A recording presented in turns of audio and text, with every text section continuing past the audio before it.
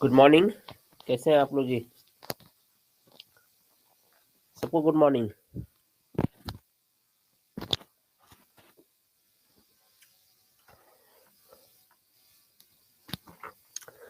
एक मिनट, थोड़ा तार उलझ गया यहाँ पे। जस्ट एक मिनट। बहुत सारा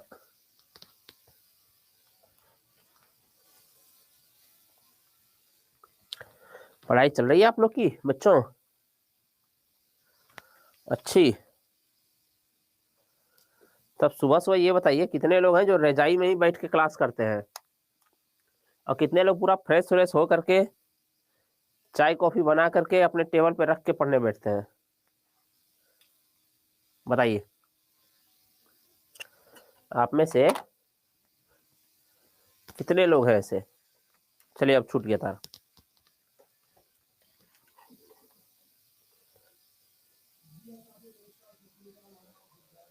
गुड मॉर्निंग, गुड मॉर्निंग। सब करके बैठते हैं। आलोक, बहुत अच्छा। चाय भी बना रहे हैं? अच्छा, चाय बना रहे हैं। अविनाश चाय बना रहे हैं। सच, चाय पी के बैठते हैं। बहुत अच्छा। तो आप लोग चाय वाय पी के बैठते हैं, ये तो बहुत बढ़िया है। मेरे पास तो कोई विकल्प ही नहीं है कि हम रजाई में से उठे और क्लास शुरू कर दिए। प्रॉपर जो है सब कुछ फ्रेश फ्रेश होके नहा धो के आना पड़ता है ऑफिस, क्योंकि यहाँ से जाते जाते 10:30 तक तो बज ही जाता है। 10:15 10:30 बज जाता है रात। जा करके बस रात का डिनर करते हैं और सो जाते हैं। चलिए, बाकी सारा। कुंदन, आप ड्यूटी में रहते हैं? ओह वाह। हमें तो कोई देता ही नहीं है। चलिए, अब शुरू करते हैं पढ़ाई। देखिए, आज हम लोग क्या करेंगे, सामाजिक धार्मिक सुधार आंदोलन बहुत बड़ा है, इसको पूरे टॉपिक को एक दिन में खत्म करेंगे, कोशिश करेंगे एक दिन में खत्म करें। अच्छा, एक बात और है, इसके में से नोट्स कहाँ कहाँ से बनाना है, आज मैं क्या करूंगा ना, आप लोग को टिक कर दूंगा। ठीक है? ये वाला नोट्स बना लेना, ये वाला नोट्स बना लेना। ठीक है? टिक आउट कर देंगे हम। और ये टिक आउट जैसे कि मान लीजिए कि राजा राम मोहन राय ने 1800, ये मान क्या लीजिए, ये तो बनाना ही है कि राजा राम मोहन राय ने क्या किया। 1828 में राजा राम मोहन राय ने ब्रह्म सभा की स्थापना कलकत्ता में की, जिसे बाद में ब्रह्म समाज कहा गया। ये लाइन आपको टिक किया हुआ मिलेगा। ठीक है? ये लाइन क्या होगा, टिक किया हुआ मिलेगा। किसमें? क्या बोलते हैं, जो आपको नोट्स दिया जाएगा। ठीक है? ताकि आप लोग को नोट्स बनाने में दिक्कत ना हो। हाँ हाँ, पीडीएफ में ही टिक किया हुआ मिलेगा, टेंशन ना लीजिए आप लोग। तो हाँ, तो चलिए शुरू करते हैं। आज बहुत ज्यादा करना है। धर्म सुधार आंदोलन। धर्म सुधार आंदोलन में विभिन्न धर्मों ने उस समय अपने भीतर कुछ ना कुछ सुधार आंदोलन किए थे। क्यों? क्योंकि एक बार जब ईसाई मिशनरी ने अपना क्या किया, जब अंग्रेज का पूरा तरह से 2 मिनट का पहले बैकग्राउंड हल्का सा देख लेते हैं, उसके बाद मैं टिक लगा दूंगा इंपॉर्टेंट में। तो एक बार जब ईसाई अंग्रेजों का पूरा तरह से कंट्रोल हो गया पूरे इंडिया पे, तो ईसाई मिशनरियों को खुला छूट मिल गया कि जाओ घूमो फिरो और ईसाई बनाओ। तो ईसाई लोग मुसलमानों को भी ईसाई बनाने का प्रयास कर रहे थे, हिंदुओं को भी, सिखों को भी, आदिवासियों को खैर उन्होंने स्पेशली टारगेट किया ही। ठीक? तो इससे दो तरह के लोग जो है उभर के सामने आए सभी धर्मों में, खास करके हिंदुओं में और मुसलमानों में दो तरह के लोग आए। एक, जिन्होंने क्या किया, महसूस किया कि हाँ मेरे अंदर, अब देखिए, जब ईसाई मिशनरी आता था किसी हिंदू को ईसाई बनाने के लिए, क्या बोलता था, क्या तुम्हारे धर्म में तो ये है, सती प्रथा है, जाति व्यवस्था है, हमारे धर्म में सब बराबर है, दशरथ माँ जी की तरह सब बराबर। ठीक है? सब बराबर है। दूसरी बात है कि ये मतलब कुरीतियां दिखाएगा, खराबी दिखाएगा, और उसके बाद अपने धर्म की अच्छाई बता करके कि जो है आप मेरे धर्म में आ जाओ, ईसाई बन जाओ। तो इससे दो तरह के लोग आए, एक तो जिनको बनना था वो बन गए, और उसी तरह से उन्होंने इस्लाम में भी किया, तुम्हारे धर्म में ये है वो है वो है, तो इसलिए ईसाई बन जाओ। तो हिंदुओं और मुसलमानों में दो तरह के लोग सामने आए। पहला, जिन्होंने महसूस किया कि ये जो ईसाई मिशनरी ऐसा कह रहे हैं, सच में हमारे धर्म में कुछ बुराइयां हैं, ऐसे में तो हमारे धर्म का नाश हो जाएगा, खत्म हो जाएगा। तो हमें क्या करना होगा, अपने धर्म में कुछ सुधार करना पड़ेगा, क्योंकि भले हम ईसाई ना बने, लेकिन जो बुराई उसने बताई है उस बुराई से क्या करना है, अपने आप को निजात दिलाए। ठीक? और दूसरे तरह के वो लोग निकले जिन्होंने क्या किया, अपने धर्म की कुछ अच्छी बातें निकालना शुरू किया, क्या बोला कि देखो हमारे धर्म में क्या सिर्फ बुराई है, ये अच्छाई भी है जो तुम्हारे धर्म में नहीं है, और साथ साथ दूसरे सामने वाले के बुराई भी निकाला खोज करके।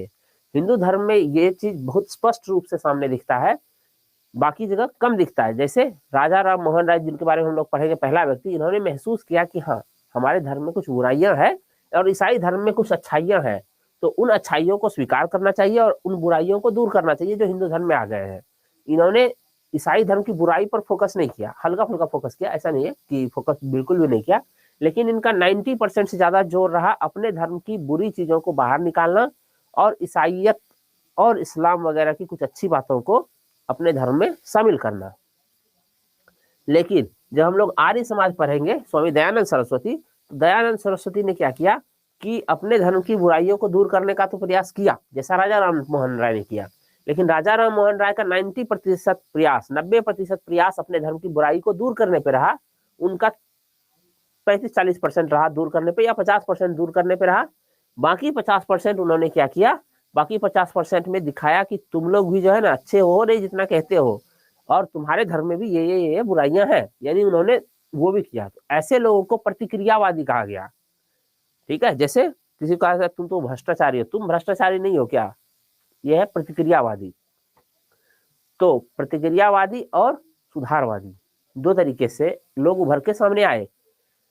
अब इसी समय क्यों आए, तो हम आपको बता दिए पहले ही कि ईसाई मिशनरियों ने क्या किया, व्यापक धर्म प्रचार, एग्रेसिवली धर्म प्रचार करना शुरू किया इसीलिए। और जो आप लोग नव जागरण सुने होंगे शब्द, नव जागरण कुछ और नहीं बल्कि दो संस्कृतियों की टकराहट से उत्पन्न रचनात्मक ऊर्जा को नव जागरण कहते हैं। ये आपके एग्जाम में कभी नहीं आएगा, लेकिन हाँ समझने के लिए कि जब भी दो संस्कृतियां आपस में टकराती है ना, तो दोनों की टकराहट से जो रचनात्मक ऊर्जा, जो उससे नई रचना होती है, कुछ नए सुधार होते हैं, उसको क्या कहते हैं, नव जागरण कहते हैं। हालांकि ये हर बार सही नहीं है। जैसे जब इस्लाम भारत आया था तो भारत में कोई मुसलमान नहीं था, मतलब व्यापारी के रूप में उसके पहले इक्का दुक्का छोड़ करके, ऐसा मुस्लिम तो था नहीं यहाँ, क्योंकि भारतीय पृष्ठभूमि में इस्लाम का उदय हुआ नहीं है, जो भी इस्लामी फिलोसफी आया बाहर से आया है। तो मध्यकाल में पहली टकराहट हुई, व्यापक टकराहट हुई हिंदुओं और मुसलमानों की। तो आपको पहले बताएं कि दो संस्कृतियों के टकराने से जो रचनात्मक ऊर्जा निकलता है उसको क्या कहते हैं, उसी को कहते हैं नव जागरण। लेकिन ऐसा देखा गया कि जब हिंदू और मुसलमान का टकराहट हुआ, यानी जब मिलन हुआ दोनों का, आए जब भारत, तो भारत में दहेज प्रथा थी, बुराई, और अच्छाई में बहुत चीज था। जाति व्यवस्था थी, बुराई, अच्छाई में बहुत चीज था। मैं अच्छाई की बात नहीं कर रहा हूँ, सिर्फ दो बुराई मेन ले लेते, दहेज प्रथा और जाति व्यवस्था। इस्लाम में बहुत अच्छा था, अच्छाई था, लेकिन एक दो बुराई था, जैसे पर्दा प्रथा बुराई थी महिलाओं के लिए, कि घर के भीतर ही रहेंगी वो, महिलाओं को आज़ादी कम था। ठीक है, तो क्या किया दोनों कमबख्तों ने, एक दूसरे का अच्छा बात नहीं अपनाया। इस्लाम ने जाति व्यवस्था अपना लिया और दहेज प्रथा अपना लिया, और हिंदुओं ने पर्दा प्रथा अपना लिया। किसके लिए, महिलाओं के लिए, कि महिलाएं घर के भीतर रहेंगी। तो हमेशा जरूरी नहीं है कि नव जागरण, जब दो संस्कृतियां टकराती है कुछ अच्छा ही निकलता है, कभी कभी कुछ बुरा भी निकलता है। ठीक है, इसीलिए आप देखेंगे कि जाति व्यवस्था का जो मुसलमानों के भीतर भारत में है मजबूती, जाति व्यवस्था को लेकर, उतना बाहर में है नहीं कहीं। हाँ, पाकिस्तान के समाज में है, क्योंकि 1947 तक तो इंडिया ही था। एक सेकंड बस, बिहार जी के आज हो जाएगा थोड़ा सा।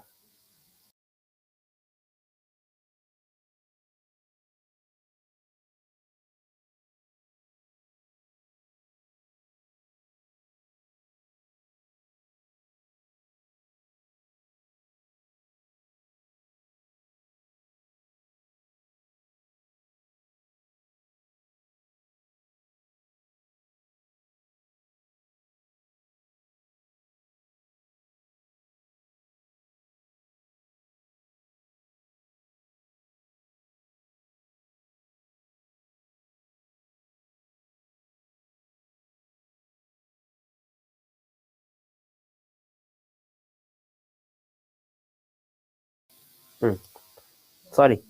तो जो सबसे पहले हम लोग क्या करेंगे, हिंदू धर्म सुधार के प्रयास पढ़ेंगे, उसके बाद इस्लाम पढ़ेंगे, फिर सिख वगैरह पढ़ेंगे। तो हिंदू धर्म सुधार में जो सबसे आगे आगे चला, जो संस्था और जो व्यक्ति झंडा लेकर के, वो था ब्रह्म समाज, और इसके प्रवर्तक राजा राम मोहन राय थे। याद रखिएगा, ब्रह्म समाज की स्थापना ब्रह्म सभा के नाम से हुई थी 1828 में कलकत्ता में। इसी को आगे चल के ब्रह्म समाज कह दिया गया। ठीक, इस समाज का जो मूल काम था वो था हिंदू धर्म की लगभग समस्त बुराइयों पर क्या करना के लिए काम करना। हालांकि इनको सबसे व्यापक सफलता मिली सती प्रथा के अंत में। सती प्रथा आप लोग जानते हैं, सती प्रथा बहुत ही मतलब क्या बोलते हैं, उससे वर्स्ट कुरीति क्या हो सकता है किसी भी समाज के लिए, बट वो थी, एग्जिस्ट करती थी हमारे यहाँ, ठीक है। तो उसमें इनको बहुत ज्यादा सफलता मिला। इन्होंने बंगाल में सती प्रथा के विरोध में कानून बनवाने में सफल रहे। लेकिन इसके अलावा इन्होंने जाति व्यवस्था पर भी प्रहार किया, बहु विवाह पर भी प्रहार किया। एक एक लोग 7 विवाह करते थे जो अमीर थोड़े ज्यादा होते थे, वरना सोच के देखिए क्या हालत थी उस वक्त, ठीक है। उसके बाद विधवा विवाह नहीं कर सकती है, उसका इन्होंने विरोध किया, नहीं विधवाओं को विवाह करने का अवसर मिलना चाहिए। जाति व्यवस्था, बाकी बहुत चीज, पुरोहितवाद का विरोध किया कि क्यों सिर्फ जो है ब्राह्मण ही पूजा पाठ कराएंगे, अगर वेद का जानकारी किसी और व्यक्ति को भी है, चाहे वो शुद्ध ही क्यों नहीं हो, तो वो पूजा क्यों नहीं करा सकता है। पूजा पाठ करने के लिए मंत्र आना जरूरी है, पर एक जन्म से जो ब्राह्मण है उसी को क्यों मिलना चाहिए, तो पुरोहितवाद कहते हैं इसको। पुरोहितवाद का विरोध किया इन्होंने। एकेश्वरवाद का समर्थन कर धर्म की आपसी एकता पर जोर दिया, एकेश्वरवाद पर कि ईश्वर एक है, बस एक ही ईश्वर की पूजा करो। आपको पता है हिंदू धर्म में बहुदेववाद है, तो बहुदेववाद का विरोध किया किसने, ब्रह्म समाज और राजा राम मोहन राय ने। तो अगर कुरीति है तो एक एक करके सबको रटने का जरूरत नहीं है, बस आप ये समझ लीजिए कि ऑप्शंस में अगर कोई भी ऑप्शन होगा, अगर उसमें कुरीति है तो आपको जानते हैं चाहे नहीं जानते हैं, फिर भी आप उसको सही मानिएगा। जैसे आपको पता है कि राजा राम मोहन राय ने सती प्रथा का विरोध किया, ठीक, ऑप्शन में आ गया राजा राम मोहन राय ने जाति व्यवस्था का विरोध किया, तो आप यस में टिक लगाएंगे, हाँ विरोध किया है। जो सुधारक होता है ना, वो एक क्षेत्र में सुधार, बाकी चीज क्षेत्र में कुरीति को बनाए रखो, ऐसा नहीं करता है। अगर वो सुधारक है और वो चाहता है कि जाति व्यवस्था नहीं हो, इसका मतलब है उससे पर्दा प्रथा के बारे में पूछिए तो कहेगा नहीं पर्दा प्रथा भी नहीं होना चाहिए। उससे पूछिए कि विधवा विवाह होना चाहिए कि नहीं होना चाहिए, हाँ विधवा विवाह होना चाहिए, विधवाओं का पुनर्विवाह होना चाहिए। तो एक सुधारक होता है, क्यों, क्योंकि वो किसी एक बुरी कुरीति पर चोट नहीं करता है, बल्कि उसकी फिलॉसफी पे चोट करता है। जैसे जाति व्यवस्था को क्यों गलत मानते हैं, क्योंकि समानता के सिद्धांत को वो मानते हैं कि सभी समान है, जाति व्यवस्था में एक ऊपर है एक नीचे है, ऐसा नहीं होगा, समान होना चाहिए। तो उनसे पूछिए कि क्या पर्दा प्रथा होनी चाहिए, स्त्रियों को घर के अंदर रखना चाहिए, कहेंगे नहीं, क्यों, क्योंकि फिर वही समानता। अगर पुरुषों को ये अधिकार है बाहर निकलने का, अपना लाइफ बनाने का, अपना करियर बनाने का, तो ये अधिकार महिलाओं को क्यों नहीं हो। वहां भी तो समानता, जिस समानता के आदर्श से प्रेरित होकर एक व्यक्ति कहता है जाति व्यवस्था नहीं होना चाहिए, वो उसी समानता का आदर्श से क्या मानेगा कि महिलाओं को भी घर के बाहर निकलने का अवसर मिलना चाहिए, ठीक है। तो वो फिलॉसफी के स्तर पे बात कर रहे होते हैं। इसलिए अगर कोई भी सुधार आएगा, मैं समझा देता हूं, कोई भी सुधार आएगा तो एक एक करके सब पढ़ने का जरूरत नहीं है, सब में टिक कर दीजिएगा कि हाँ राजा राम मोहन राय और ब्रह्म समाज ने ये किया था, ठीक है। बताए तो बिहार जी के हम थोड़ा थोड़ा बीच बीच में करवा रहे हैं। आप लग रहा है रंजन अभी अच्छा एक मिनट, मैं ना पब्लिक कर रहा हूँ भाई। बिहार जी के 3-4 दिन हुआ है ना बीच बीच में, और आज भी हो जाएगा, ठीक है, आज भी हो जाएगा। इसको थोड़ा तेज चलते हैं हम लोग, हाँ आज हो जाएगा, एक आज भी टॉपिक हो जाएगा। चलिए यस सर आप देख लिए होंगे। अब आगे बढ़ते हैं। इसमें जो है एक ही लाइन याद करने वाली बात है, बाकी सब बस ध्यान में रखिएगा। और हम बताए कोई भी कुरीति अगर हो उसको सुधार की बात करता है तो टिक मार दीजिएगा एग्जाम में। ये इंग्लिश में नोट्स है। उसके बाद इन्होंने वही ब्रह्म समाज के सिद्धांतों और दृष्टिकोणों का मुख्य आधार था मानव विवेक, तर्क, कि भाई तर्क करो, तार्किक बनो, ठीक है, ऐसे नहीं कि जो चला आ रहा है उसको फॉलो कर रहे हैं। तर्क करो और देखो कि क्या ये सही होना चाहिए कि नहीं चाहिए, क्योंकि तुम्हारा अपना भी तो दिमाग है, परंपराएं सब तो होती ही हैं, जो पहले से चला आ रहा है उसी ढर्रे पर हम चल ही रहे हैं। लेकिन थोड़ा विचार भी करो, तर्क वितर्क करो। वेद उपनिषद को इन्होंने आधार बनाया, क्या कि देखो वेदों में सती प्रथा के बारे में नहीं लिखा हुआ है, वेद को तो मानोगे। हिंदुओं को कहा, अरे क्या बात करते हो, सती प्रथा हमारे धर्म का भाग है, कैसे बताओ, वेद में होगा सती प्रथा, क्योंकि वेद तो हमारे धर्म का आधार है। ये जनता को समझाते थे तो बोला हाँ वेद हमारे धर्म का आधार है, तो वेद ये रहा, बताओ कहाँ है इसमें सती प्रथा, तो नहीं है, इसका मतलब ये कुरीति है। तो वेद को उपनिषद को इन्होंने आधार बनाया, और वेद उपनिषद में कहीं भी सती प्रथा का बात नहीं है, ये बात सही भी है, ठीक है। सामाजिक क्षेत्र में देखिए राजा राम मोहन राय हिंदू समाज की कुरीति, सती प्रथा, बहुपत्नी प्रथा, वैश्यागमन, सब चीज का विरोध करते थे, जातिवाद, बाल विवाह, सभी का घोर विरोध कर रहे थे, सबको अलग अलग करके विधवा पुनर्विवाह का इन्होंने समर्थन किया। आप देख पा रहे होंगे कि इन्होंने हर चीज की, मूर्ति पूजा की आलोचना की, मूर्ति पूजा ना किया जाए, ठीक। अपने पक्ष को वेदोक्तियों के माध्यम से इन्होंने सिद्ध किया, क्यों, क्योंकि वेद में भी कहीं भी मूर्ति पूजा का उल्लेख नहीं है। इतिहासकार मानते हैं दो बातें, वेद में कहीं भी मूर्ति पूजा की बात नहीं है, लेकिन बहुदेववाद का उल्लेख है। देव मंडल है, वहां भी कई देवता है, इंद्र है, अग्नि है, वरुण है, ठीक है, आप देखे होंगे, वहां भी बहुत सारे देवता हैं, लेकिन उनमें से किसी की मूर्ति पूजा का उल्लेख नहीं है कि हाँ इनकी मूर्ति बना के पूजा करना चाहिए, ये बात नहीं लिखा हुआ है वेदों में। तो इतिहासकार इसे दो निष्कर्ष पे पहुंचते हैं कि मूर्ति पूजा चल रही होगी, इतनी चल रही होगी कि लोग को ये लिखने की जरूरत ही महसूस नहीं हुआ कि मूर्ति पूजा होना चाहिए। और मूर्तियां या तो लकड़ी की बनती होंगी या तो मिट्टी की बनाया जाता होगा, इसीलिए उसका साक्ष्य अब हमारे पास नहीं है। और या तो आर्य लोग सच में मूर्ति पूजा नहीं करते होंगे। दो चीज हो सकता है कि या तो मूर्ति पूजा इतना होता होगा कि मूर्ति पूजा होना चाहिए, इस बात को लिखने की जरूरत ही नहीं है, और या तो और मूर्ति जो बनता होगा वो मिट्टी का बनता होगा या लकड़ी का बनता होगा, इसलिए साक्ष्य मौजूद नहीं है। और या तो फिर क्या है, या तो फिर क्या होता है कि सच में मूर्ति पूजा नहीं होता होगा, दो ही चीज होगा ना। तो इन्होंने वेदों में लिखा हुआ कहीं नहीं है, तो मूर्ति पूजा का भी इन्होंने क्या किया, आलोचना किया और अपने पक्ष को कि वो सही है वेदों की उक्तियों के माध्यम से सिद्ध किया। बाकी उनका एक कथन है, ये कथन जो है इंपॉर्टेंट है, एक दो बार पूछा गया है। उन्होंने यह भी कहा कि अगर धर्म सामाजिक सुधार की अनुमति नहीं देते तो उसे बदल दिया जाना चाहिए। अगर ऐसा कोई धर्म है जो समाज में आई कुरीति को क्या कहता है बनाए रखो, तो उस धर्म को छोड़ दो।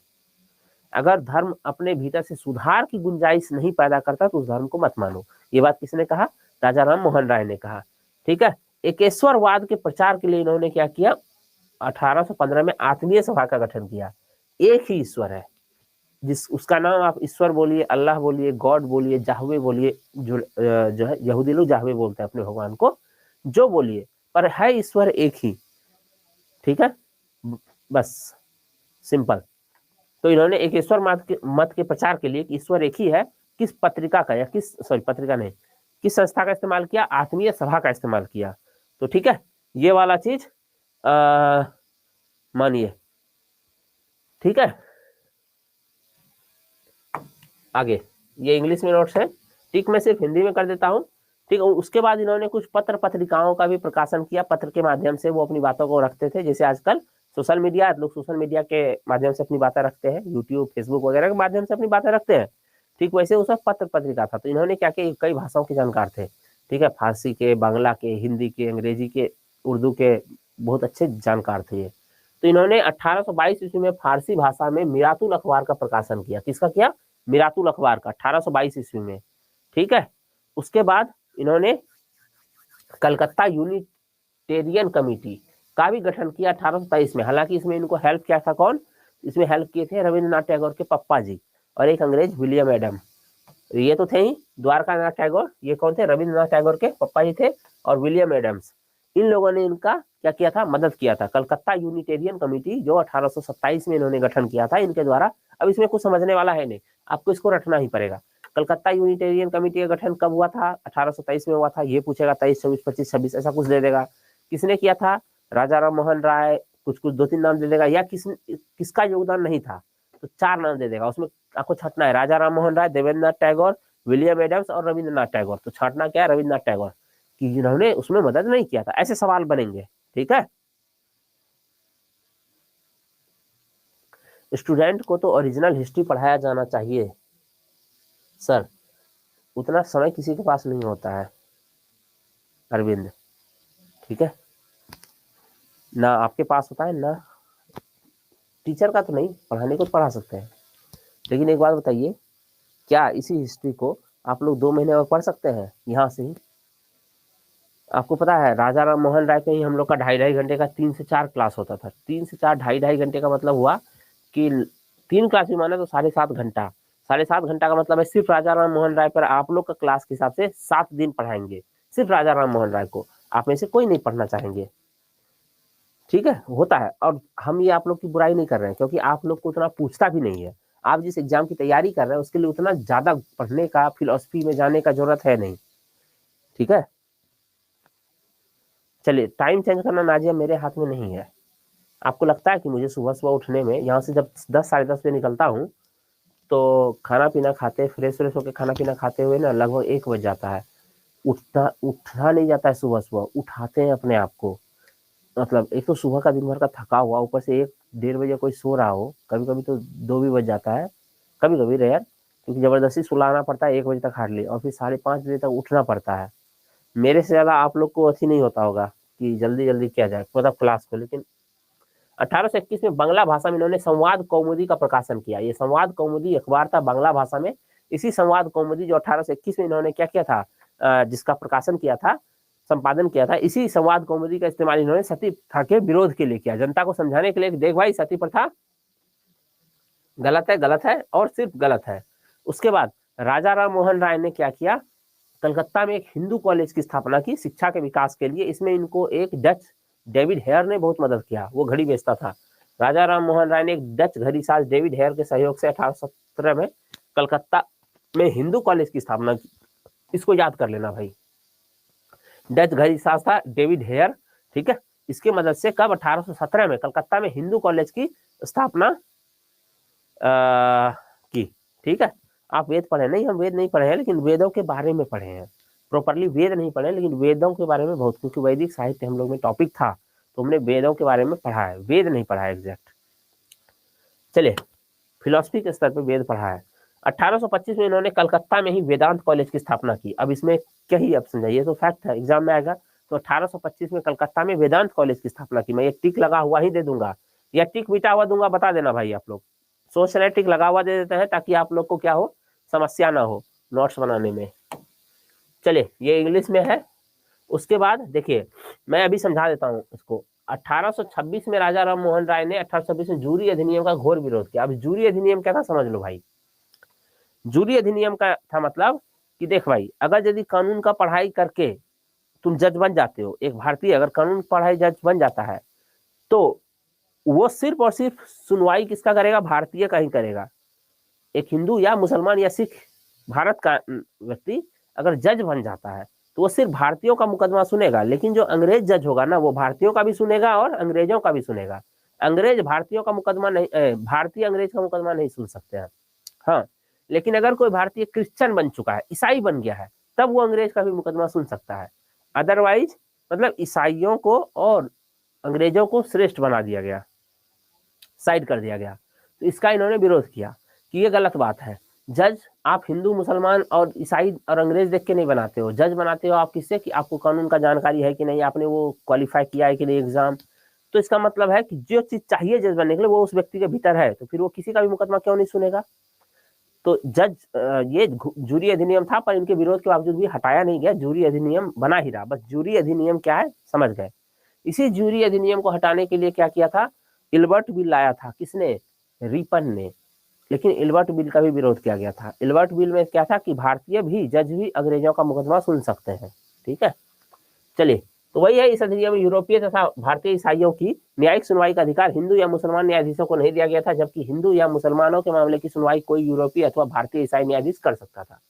मामला समझ गए, जूरी अधिनियम, ठीक है।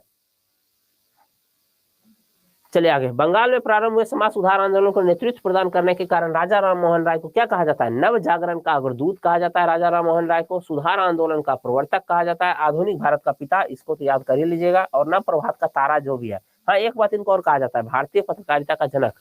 ये वाला याद रख लीजिएगा, मैं डबल टिक यहाँ लगा देता हूँ, भारतीय पत्रकारिता का जनक कहा जाता है, क्योंकि पत्रकारिता का इन्होंने इस्तेमाल ठीक से किया, शुरुआती दौर में इन्होंने ही किया, और बाकियों को भी प्रेरित किया कि देखो पत्रकारिता बहुत बड़ी ताकत है, इसका इस्तेमाल करो, पत्र पत्रिकाएं।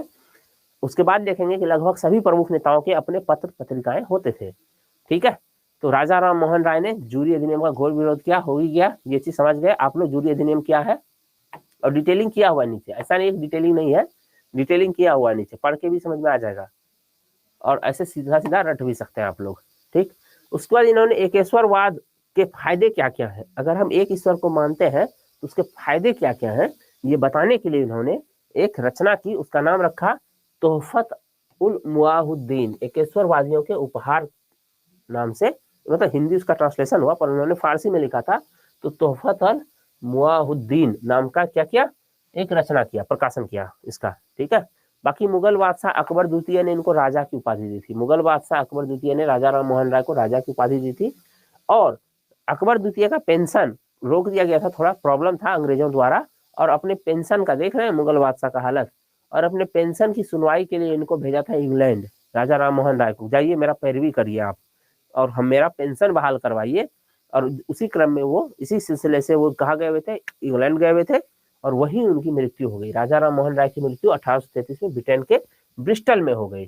ठीक, और इनकी मृत्यु के पश्चात राजा राम मोहन राय के पश्चात रविन्द्रनाथ टैगोर के पप्पा जी देवेंद्रनाथ टैगोर ने ब्रह्म समाज का नेतृत्व किया। ठीक है, क्या किया, ब्रह्म समाज का नेतृत्व किया। किसने, देवेंद्रनाथ टैगोर ने। 1839 में इन्होंने क्या किया, तत्वबोधिनी सभा की स्थापना की और वहीं से एक पत्र निकाला तत्वबोधिनी, जो आगे चल के ब्रह्म समाज का भी मुखपत्र बना। क्या, तत्वबोधिनी पत्रिका। तो कब हुआ था, 1839 में देवेंद्रनाथ टैगोर ने तत्वबोधिनी सभा की स्थापना की थी। इन्होंने मतलब देवेंद्रनाथ टैगोर ने, क्यों, क्योंकि तब तक तो राजा राम मोहन राय की मृत्यु हो चुकी थी। ठीक है, और तत्वबोधिनी पत्रिका के माध्यम से क्या किया, भारत के अतीत के सुव्यवस्थित अध्ययन को प्रोत्साहित किया कि हमारा अतीत कितना ग्लोरियस था, कितना महान था। इस चीज को क्या किया, इन्होंने एस्टेब्लिश करना स्टार्ट किया।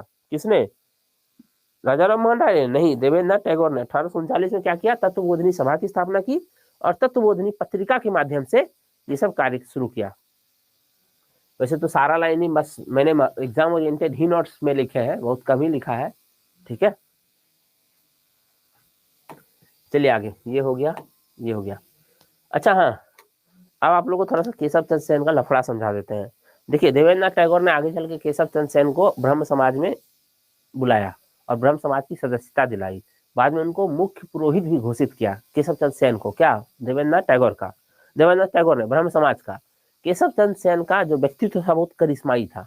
ठीक है, करिश्मेटिक जो पर्सनालिटी थी उनकी, तो इससे क्या हुआ, ब्रह्म समाज की लोकप्रियता चारों ओर फैलने लगी। ठीक है, इसमें बुराई क्या है, चारों ओर क्या है, लोकप्रियता बढ़ गया बहुत ज्यादा। इनके प्रयासों से ब्रह्म समाज की शाखाएं पूर्वी भारत में बहुत जगह खुल गई और ब्रह्म समाज के देखा देखी इसी कार्य के लिए कुछ और संगठन अलग अलग जगह खुलने लगे। जैसे आत्माराम पांडुरंग ने प्रार्थना समाज की स्थापना की, कहाँ, बम्बई में, पढ़ेंगे उसके बारे में भी। तो ये सब होने लगा, पर इनके विचार जो है कुछ ज्यादा ही लिबरल थे और इन्होंने धीरे धीरे, मतलब छोड़िए उतना डिटेल में नहीं जाते हैं। इससे क्या हुआ कि इनकी वैचारिकता और देवेंद्रनाथ टैगोर की वैचारिकता में क्या हुआ, टकराहट हुआ। और टकराहट होने से क्या हुआ कि पटने नहीं लगा एक पार्टी में दोनों का। तो देवेंद्रनाथ टैगोर जो कि अभी भी हेड थे किसके, ब्रह्म समाज के, केशव चंद्र सेन को ब्रह्म समाज से बाहर कर दिया। और जब केशव चंद्र सेन को ब्रह्म समाज से बाहर कर दिया तो इन्होंने एक नया ब्रह्म समाज बनाया, भारतीय ब्रह्म समाज।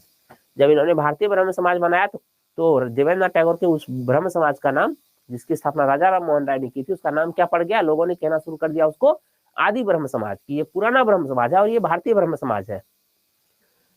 केशव चंद्र सेन और भारतीय ब्रह्म समाज ठीक ठाक वर्क कर रहा था और केशव चंद्र सेन के भारतीय ब्रह्म समाज के प्रयासों से एक ब्रह्म विवाह अधिनियम पास उन्होंने करवाया। कब, 1872 में।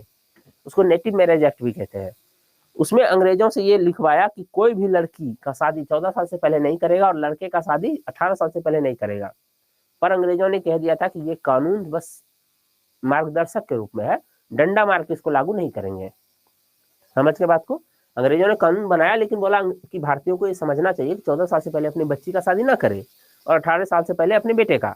लेकिन जिस कानून को बनवाने में इनकी महत्वपूर्ण भूमिका थी, किसकी, केशव चंद्र सेन की, इन्होंने अपनी बेटी का शादी जो कि 14 साल से कम उम्र की थी कूच बिहार के राजा से कर दिया। जब अपना बारी आया तो भूल गए कानून को, जिस कानून को खुद ही बनवाए थे। तो इस हिपोक्रेसी को देख करके इनकी सोसाइटी से, इनके समाज से, इनकी संस्था से कुछ लोग अलग हो गए। आनंद मोहन बोस वगैरह सब अलग हो गए और उन लोगों ने एक अलग समाज बना लिया, उसका नाम रखा साधारण ब्रह्म समाज। ठीक है, तो ये है पूरा तरह से ब्रह्म समाज का पूरा कहानी। तो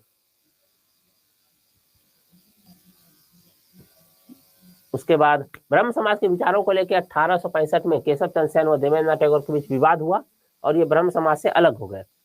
इसके कारण केशव चंद्र मूल ब्रह्म समाज से अलग हो गए। 1866 में औपचारिक रूप से भारतीय ब्रह्म समाज की स्थापना की। ठीक है, तथा पूर्व स्थापित ब्रह्म, बड़ा समाज नहीं होगा, ब्रह्म समाज को, पूर्व स्थापित ब्रह्म समाज को आदि ब्रह्म समाज कहा गया।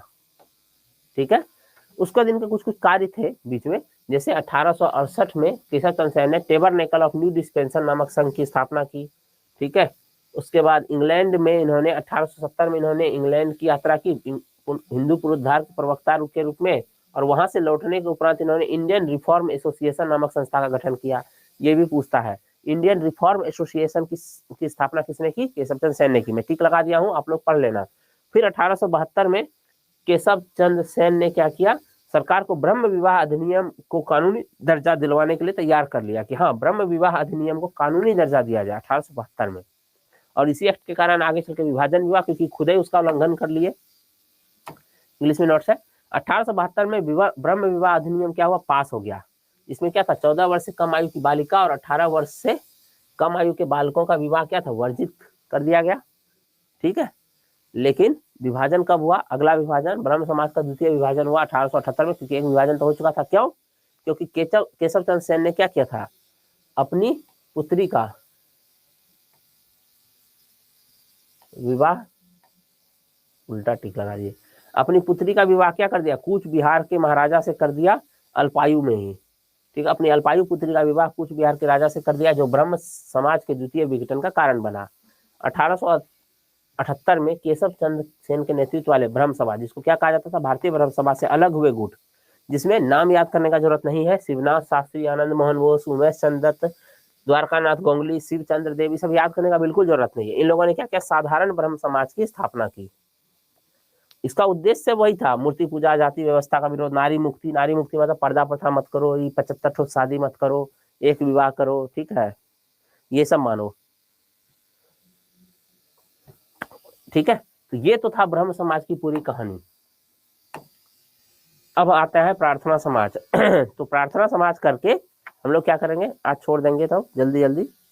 और प्रार्थना समाज के बारे में 2-4 चीज याद रखिए। ये महाराष्ट्र में का ब्रह्म समाज था, और स्थापना भी, इसका उद्देश्य भी सब कुछ वही था। ठीक है, जो ब्रह्म समाज का था। कब स्थापना हुआ था? 1867 में प्रार्थना समाज की स्थापना हुई थी।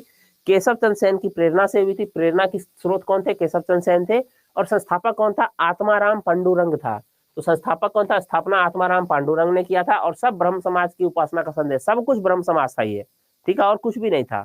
और इसके संगठन में 2-4 और लोग शामिल थे। बाद में इसमें आरजी भंडारकर और महादेव गोविंद रानाडे इस संगठन में शामिल हो गए। ये जो महादेव गोविंद रानाडे है ना, इनको महाराष्ट्र का सुकरात बोला जाता है, और ये जज थे। इनके प्रार्थना समाज में शामिल होने के बाद प्रार्थना समाज का बहुत प्रतिष्ठा बढ़ गया। जैसे आप कोई संस्था का नाम गठन कीजिए, वो संस्था को कौन जानेगा, लेकिन किसी दिन नरेंद्र मोदी आके ज्वाइन कर लेगा आपकी संस्था की सदस्यता को। अचानक साइट मिल जाएगा कि नरेंद्र मोदी ने इस संस्था को ज्वाइन किया, क्या है भाई इस संस्था में ये चीज है। ठीक है, तो इस समाज को प्रसिद्धि भी दिलाया किसने? रानाडे ने ही।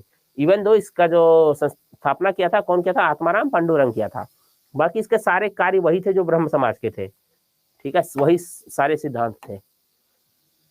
1870 में रानाडे ने पूना सार्वजनिक सभा की स्थापना की थी, वही महादेव गोविंद रानाडे। इनकी तीक्ष्ण मेधा शक्ति के कारण इन्हें महाराष्ट्र का सुकरात कहा जाता था। क्या कहा जाता था इन्हें? महाराष्ट्र का सुकरात। खूब पूछा हुआ है, महाराष्ट्र का सुकरात। और इन्होंने सारे समाज सुधार के कार्य किए। अछूतों का कल्याण, दलित पीड़ितों की दशा सुधारने के उद्देश्य से कल्याणकारी संस्था की स्थापना देख पा रहे होंगे आप लोग। विधवा आश्रम, रात्रि पाठशाला आदि की स्थापना इन्होंने किया। उसके बाद 1884 में दक्कन एजुकेशन सोसाइटी की स्थापना हुई। दक्कन एजुकेशन सोसाइटी, इस सोसाइटी के सदस्यों में कौन थे? तिलक थे, महादेव बल्लाल नाम जोशी थे, विष्णु शास्त्री चिपलुनकर थे, गोपाल गणेश आगरकर आदि भी शामिल थे। ठीक है, उसके बाद रानाडे का एक और कार्य बड़ा फेमस है, विधवा, महाराष्ट्र विधवा पुनर्विवाह एसोसिएशन इन्होंने बनाया। महाराष्ट्र में विधवाओं का पुनर्विवाह करवाया जाए, महाराष्ट्र विधवा पुनर्विवाह एसोसिएशन बनाया इन्होंने। तो ये सवाल पूछा हुआ है कि महाराष्ट्र विधवा पुनर्विवाह एसोसिएशन कौन बनवाया है? तो ये कौन बनवाया है? ये महादेव गोविंद रानाडे बनवाए हैं। ठीक है, महाराष्ट्र विधवा पुनर्विवाह एसोसिएशन। इसी रानाडे के शिष्य थे कौन? गोपाल कृष्ण गोखले, जिन्होंने आगे चल के servants of India society, Bharat सेवक दल बनाया। रानाडे के ही शिष्य थे गोपाल कृष्ण गोखले, जिन्होंने आगे चल के क्या बनाया? सर्वेंट्स ऑफ इंडिया सोसाइटी 1905 में बनाया। ठीक है, सर्वेंट्स ऑफ इंडिया सोसाइटी। और इसी गोपाल कृष्ण गोखले के शिष्य कौन थे? वो थे 2 व्यक्ति। एक जो भारत का राष्ट्रपिता बना आगे चल के, महात्मा गांधी, और दूसरा भारत का प्रधानमंत्री बना, कौन? नेहरू जी? ना ना ना ना ना ना, वो थे हमारे लाल बहादुर शास्त्री जी। इनफैक्ट जब गोपाल कृष्ण गोखले की मृत्यु हुई थी ना, तो सर्वेंट्स ऑफ इंडिया सोसाइटी के वो हेड भी बने थे लाल बहादुर शास्त्री जी, जो हमारे दूसरे प्रधानमंत्री बने आगे चल के। तो ये तो था महाराष्ट्र का कुछ कार्य। आपको याद रखना है, दक्कन एजुकेशन सोसाइटी के सदस्य में उतना याद नहीं रखना है, लेकिन हल्का फुल्का देख लीजिएगा।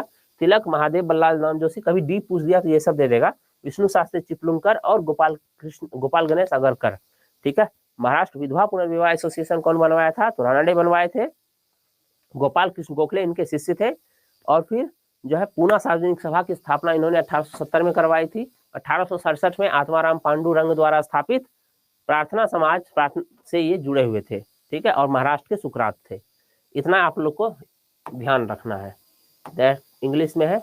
उसके बाद आपको बताए थे प्रार्थना समाज को नहीं पढ़ना है ज्यादा कुछ सिद्धांत, क्यों? क्योंकि ब्रह्म समाज, प्रार्थना समाज के सिद्धांत और विचार भी ब्रह्म समाज के अनुरूप थे। जो जो करता था उसमें क्या था, जाति व्यवस्था को समाप्त करो, विधवा पुनर्विवाह करो, नारी शिक्षा को बढ़ावा दो, बाल विवाह का अंत करो, जितना तरह का था सब इन्होंने अपनाया, ठीक है। हाँ, लाल बहादुर शास्त्री, ठीक है। आगे आर्य समाज, देखिए आर्य समाज भी आज चाहे तो खत्म कर सकते हैं, लेकिन ना अब छोड़ देते हैं क्योंकि बिहार स्पेशल भी कराना है क्वेश्चन ना, ठीक है।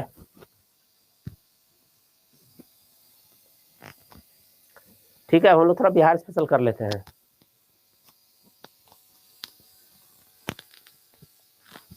एक मिनट,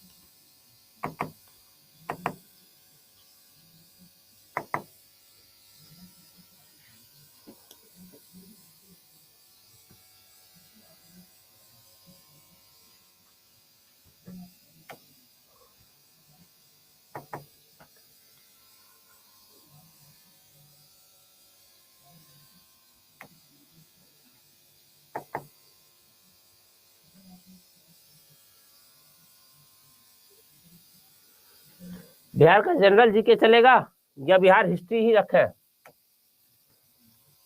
बताइए।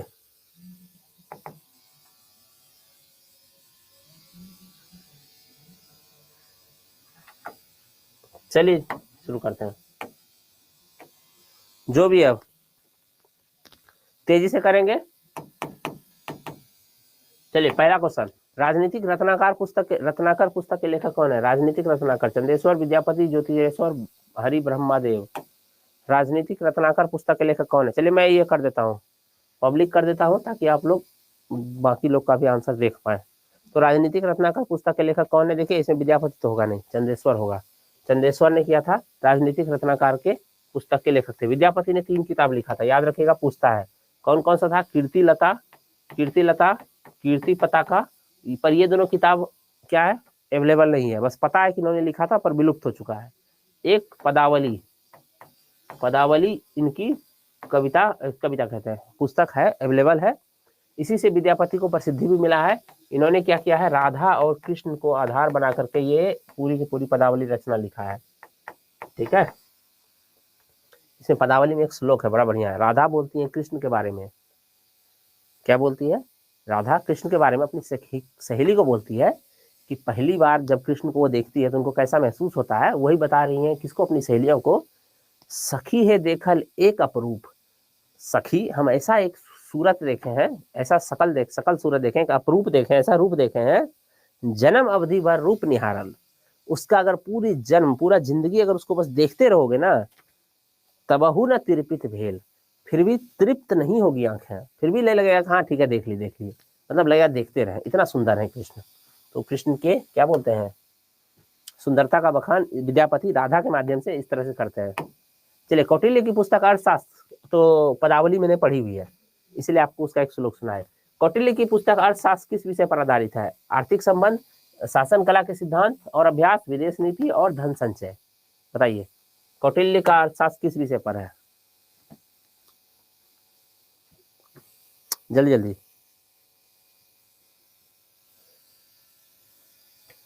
क्या होगा इसका? इसका होगा शासन कला का सिद्धांत भी, उसी में आर्थिक संबंध भी है, विदेश नीति भी है, धन संचय के बारे में भी है, शासन कला के सिद्धांत पर है।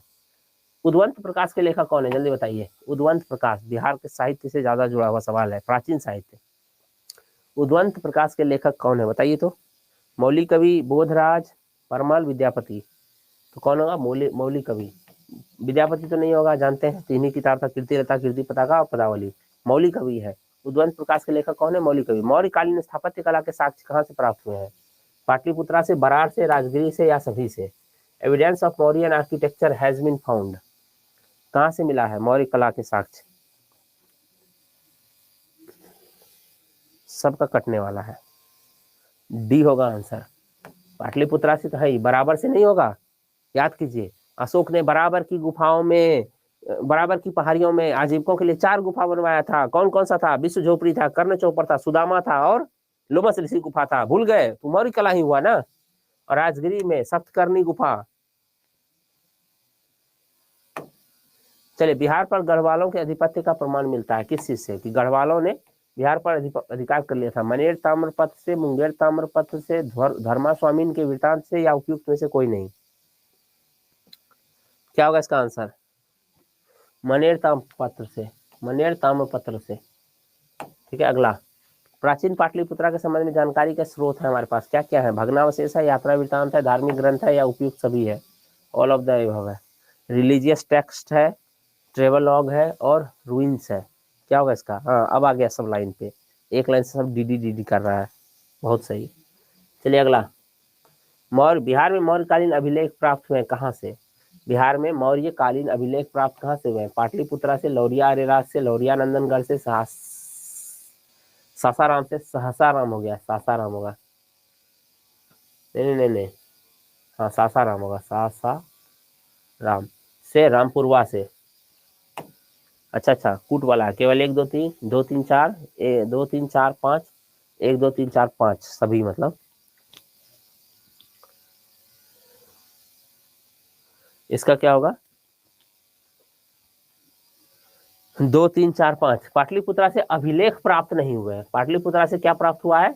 रूइंस प्राप्त हुआ है, मूर्तियां प्राप्त हुई हैं पाटलिपुत्रा के। कहाँ से? अरे वो क्या तो नाम है जी, कहाँ से हुआ है? मौर्य राजप्रसाद कहाँ से प्राप्त हुआ है? पाटलिपुत्रा में जगह का एग्जैक्ट नाम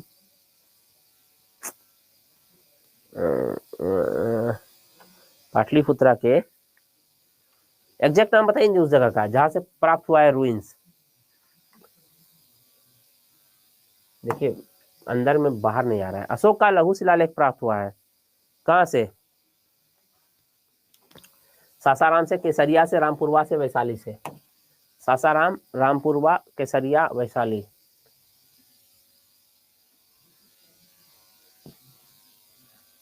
हाँ, कुम्हरार से, याद आया।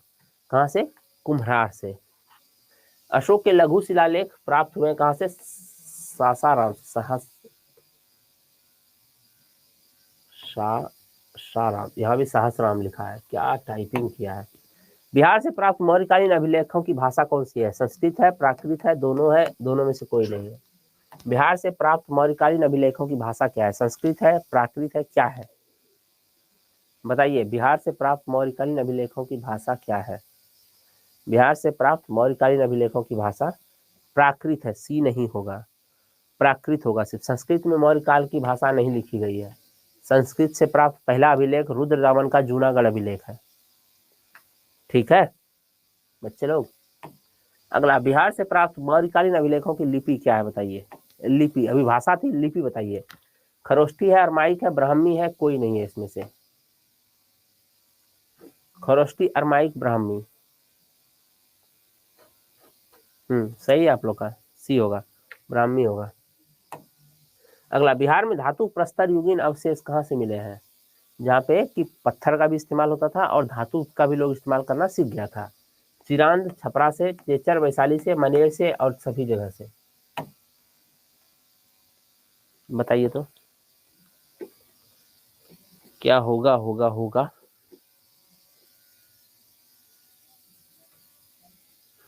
कुछ लोग समझ गए हैं, डी सभी से। बिहार के नवादा जिले के अफसर से, नवादा जिले से, नवादा नहीं, नवादा जिले के अफसर से प्राप्त अभिलेखों में किस राजवंश के बारे में जानकारी मिलती है? परवर्ती गुप्त वंश, हरियंक वंश, पाल वंश, मौर्य वंश। बताइए तो। बिहार के नवादा जिले के अफसर से प्राप्त अभिलेख में किस राजवंश के बारे में जानकारी मिलती है? क्या होगा? परवर्ती गुप्त वंश है के नवादा के अफसर से परवर्ती गुप्त वंशीय शासकों के अभिलेख मिलते हैं।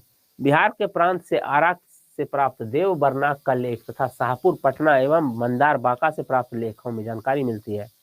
मौर्य युग के बारे में, नंद वंश के बारे में, गुप्त युग के बारे में और परवर्ती गुप्त वंश के बारे में कहा आरा से देव बरनाक के लेख और शाहपुर पटना और मंदार बांका के लेख किसकी जानकारी देते हैं? मौर्य, नंद, गुप्त, परवर्ती गुप्त।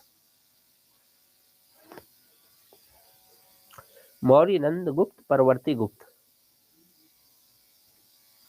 क्या होगा? परवर्ती गुप्त वंश के बारे में, डी, परवर्ती गुप्त वंश के बारे में जानकारी मिलता है। अगला, पाल शासकों के बारे में जानकारी मिलती है।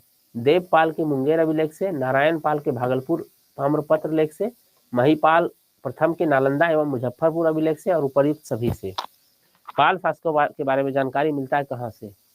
Information about Pal rulers is found Devpal के मुंगेर अभिलेख से, नारायण पाल के भागलपुर ताम्रपत्र अभिलेख से, महिपाल प्रथम के नालंदा एवं मुजफ्फरपुर अभिलेख से, उपर्युक्त सभी से। तो क्या होगा? उपर्युक्त सभी से। पाल शासकों के बारे में सभी से जानकारी मिलती है। बिहार के लिए सर्वाधिक प्राचीन साहित्यिक स्रोत, ऐसा साहित्य प्राचीन, सबसे प्राचीन जहां बिहार के बारे में पहली बार जानकारी मिलती है। अथर्ववेद, अरण्यक, उपनिषद, सामवेद। अथर्ववेद, अरण्यक, उपनिषद, सामवेद। अथर्ववेद, अरण्यक, उपनिषद, सामवेद। बताएं क्या होगा? अथर्ववेद में सबसे पहली बार जो बिहार क्षेत्र के बारे में जानकारी मिलती है वो है अथर्ववेद। बिहार में स्थित महाजनपदों के बारे में जानकारी मिलती है। विनय पिटक से, अंगुत्तर निकाय से, कल्प सूत्र से, दीर्घ निकाय से।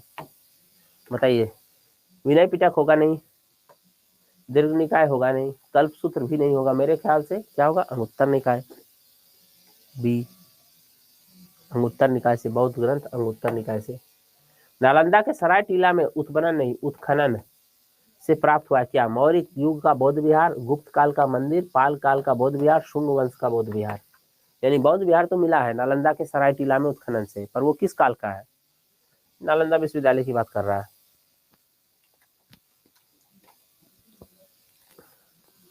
क्या होगा? पाल काल का बौद्ध विहार। अगला, बौद्ध विहार विनय पिटक एवं दीर्घ निकाय से जानकारी मिलती है। बौद्ध साहित्य विनय पिटक जो है, सुत्त पिटक, विनय पिटक और अभिधम पिटक में से जो विनय पिटक है इससे किस चीज की जानकारी मिलती है? मगध के राजतंत्र और वैशाली के गणतंत्र के बारे में, मौर्योत्तर बिहार के बारे में, उपर्युक्त दोनों के बारे में, ना तो एक ना तो दो के बारे में। बताएं आप लोग तो क्या होगा?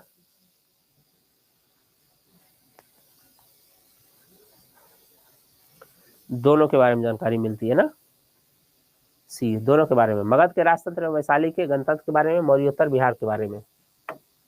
अगला, बिहार में बड़े पैमाने पर उत्खनन कार्य करवाने वाला तथा कई प्राचीन स्थलों और अवशेषों की खोज करने वाला पुरातत्ववेत्ता कौन है? मार्टिमर व्हीलर है, दयाराम साहनी है, विलियम जोन्स है, कनिंघम है। बताइए, बिहार में बड़े पैमाने पर उत्खनन कार्य करवाने वाला तथा कई प्राचीन स्थलों और पुरावशेषों की खोज करने वाला पुरातत्ववेत्ता कौन है? तो ये है कनिंघम। कनिंघम ने बिहार में बड़े पैमाने पर खोज कार्य किया था, उत्खनन भी करवाया था। नालंदा स्थित बड़ा गांव नालंदा महाविहार का पता किसने लगाया था? R Bruce Foote, Cunningham, Mackenzie, उपयुक्त में से कोई नहीं। कौन बोला था कि नालंदा विश्वविद्यालय यही है? इस रूइंस को देख करके नालंदा स्थित बड़ा गांव या जिस नालंदा महाविहार का पता किसने लगाया था? R Bruce Foote, Cunningham, Mackenzie. क्या होगा? कनिंघम ने किया था, इसलिए कनिंघम का नाम है बिहार में। अगला, पुरातत्ववेत्ता कनिंघम ने बिहार में क्या खोजा था? केसरिया स्तूप खोजा था, लौड़िया राज का अशोक स्तंभ खोजा था, बसाड़ के अवशेषों के आधार पर वैशाली के प्राचीन स्थल खोजे थे, यह सभ्य कुछ खोज लिया था। बताइए, कनिंघम ने बिहार में क्या क्या खोजा था? कनिंघम ने बिहार में क्या क्या खोजा था?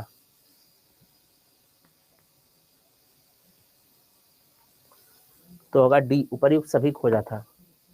क्या खोजा था? सब चीज खोजा था। पुरातत्ववेत्ता कनिंघम ने बिहार में सभी चीजों की खोज की थी। बिहार के विदेह राजा जनक ने निष्क या सुवर्ण या सतनाम उपहार में दिया था, यह कहाँ वर्णित है? बिहार के राजा जनक ने निष्क या स्वर्ण या सतनाम उपहार में दिया था, ये वर्णित है विद्यारण्यक उपनिषद में, शतपथ ब्राह्मण में, छांदोग्य उपनिषद में या उपयुक्त में से कोई नहीं। क्या होगा? बताइए, विदेह के राजा जनक ने निष्क या स्वर्ण या सतनाम उपहार में दिए थे, इसका वर्णन कहाँ है?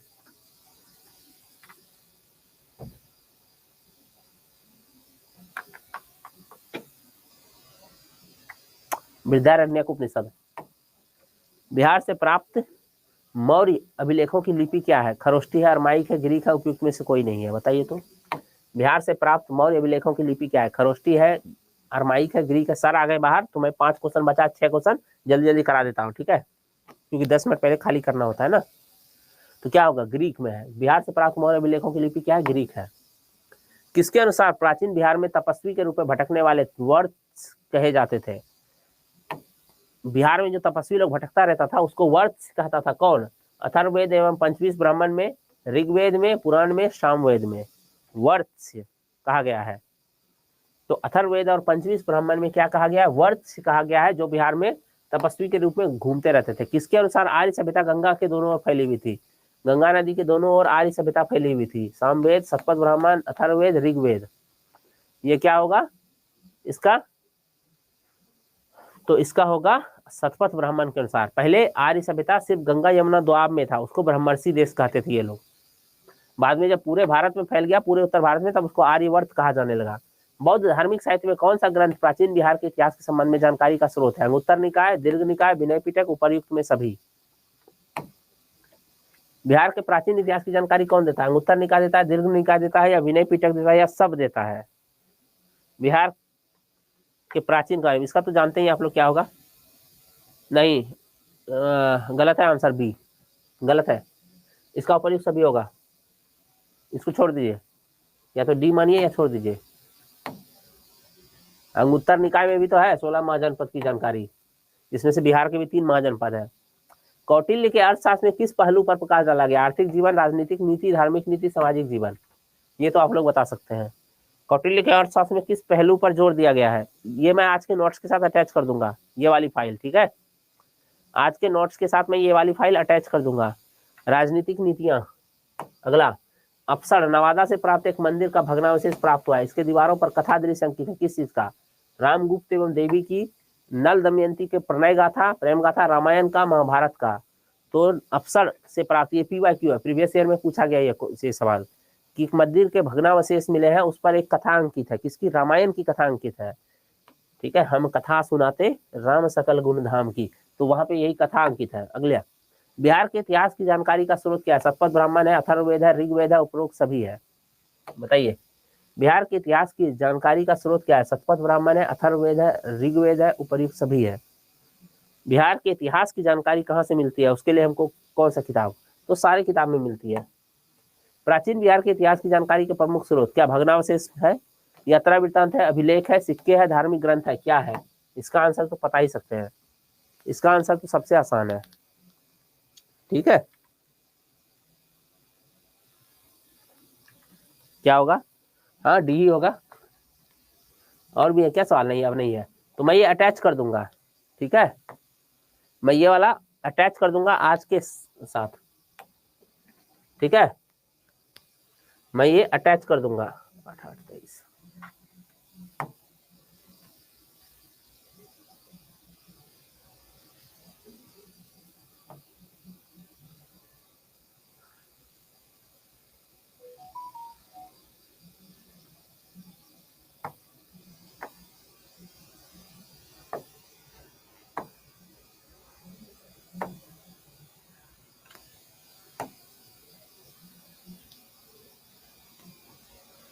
चलिए, बाय एवरीवन, मैं अटैच कर दूंगा आज, ठीक है, बाय। कल फिर आते हैं, कल हम लोग इसी तरह इतिहास पढ़ेंगे और फिर बिहार स्पेशल का प्रैक्टिस करेंगे, ठीक है, बाय।